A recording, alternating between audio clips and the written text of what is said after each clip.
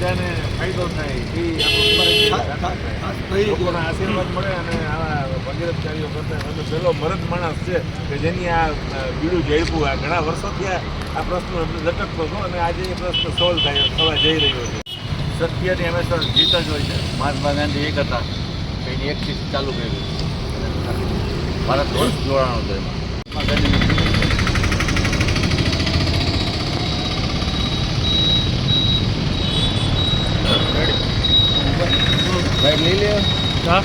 શહેરમાં બિરલા હોલમાં જે કોન્ટ્રાક્ટ બાબતે મોનોપોલી આપેલી હતી, જે અયોગ્ય લાગતા અને સમાજ માટે નુકસાનકારક હોય, દરેકને નુકસાન કરતા હોય સમાજના નાગરિકોને, તો એ માટેના વિરોધ રૂપે દરેક સરકારી ક્ષેત્રમાં રજૂઆત કરવા છતાં પણ ન નિવેડો આવતા આજે છેલ્લા પ્રયાસ રૂપે ગાંધી ચિંધ્યા માર્ગે MG રોડ ઉપર મહાત્મા ગાંધી રોડ ઉપર નથી પણ ગાંધી ચિંધ્યા માર્ગે સત્યાગ્રહના એક પ્રતિક રૂપે પ્રતિક ઉપવાસ રૂપ બેસવા માટે થઈ મેં જઈ રહ્યો છું.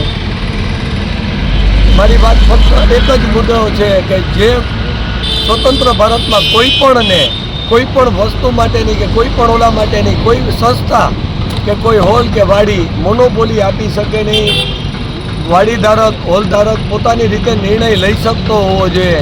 તમે કોઈ પણ વાડીને મોનોપોલી કોન્ટ્રાક્ટ આપી દીધો તો એની પાસે જો સગવડતા વસ્તુની સગવડતા ન હોય કોઈ આયોજકોએ કે વાડીધારકોએ ફરજિયાતી વસ્તુ સ્વીકારી લેવી.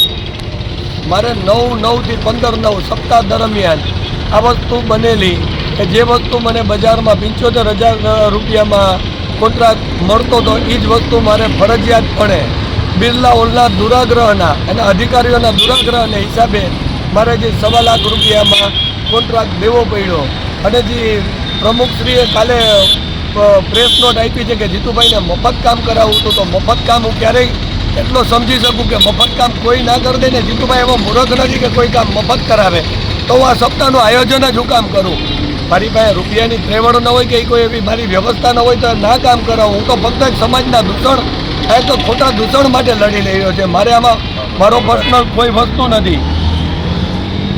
આજે શું કાર્યક્રમ શું કરવાના છો? આજનું આયોજન અમે ખીજડી પ્લોટ ગાર્ડન હતી જ્યાં હું યોગ ક્લાસ કરાવું છું, ત્યાંથી અમારા યોગ સાધકોની જોડે અને સમાજના આગેવાનોની જોડે ત્યાંથી પ્રતિક ઉપવાસ તરફ જઈ અને અહીં મંડપ બાંધવા સુધી બિરલા હોલને બહાર પ્રાંગણમાં આવ્યા છીએ. હોલસણાઈ સાથે કેમ આવ્યું?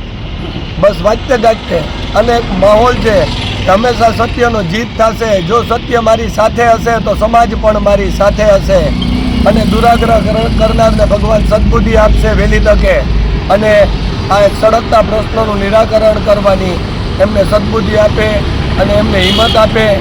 ખોટું છે તો એ ખોટું સ્વીકારી લે. જેમાં એ સાચા હશે આગેવાનો એને જીતુભાઈ મોટાભાઈ તરીકે શાબાશી આપી અને આગળ વધારશે કે તમે તમારા કામમાં તમારા ધ્યેયમાં આગળ વધો. મારે નથી ચેમ્બર ઓફ કોમર્સનું પ્રમુખ પદ જોતું કે નથી પોરબંદરમાં કોઈ હોદ્દો જોતો. મારી ફક્ત એક જ નેમ અને એક જ મહત્વાકાંક્ષા છે કે સમાજ ઉપયોગી કાર્ય કરવા. એ હું મારા પોતાના જાત ખર્ચે કરું છું. મારે કોઈ કામ ક્યાંય મફત કરાવવા નથી. મારે મારા કોઈ પોતાનો કે મારી કોઈ પ્રતિષ્ઠાનો દુરુપયોગ કરવો કે કોઈ પાસેથી એનો લાભ લેવો. તો ખાસ એક એ મેસેજ છોડવા જાઉં કે મારે ફક્ત મારો આગ્રહ સત્યના માર્ગે જઈ રહ્યો તો સત્યનો જ વિજય થાય એવા બધા તમારા દરેક આગેવાનોના અને શહેરીજનોના આશીર્વાદ હશે. આમાં હું 100% વિજય થઈને બહાર નીકળીશ.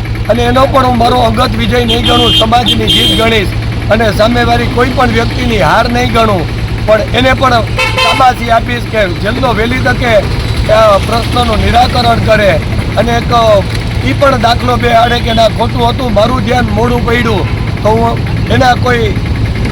એની પ્રતિષ્ઠાને કોઈ ઠેસ નહીં પહોંચે એટલો પણ હું મારી ખાનદાની મુજબ પ્રયાસ કરીશ.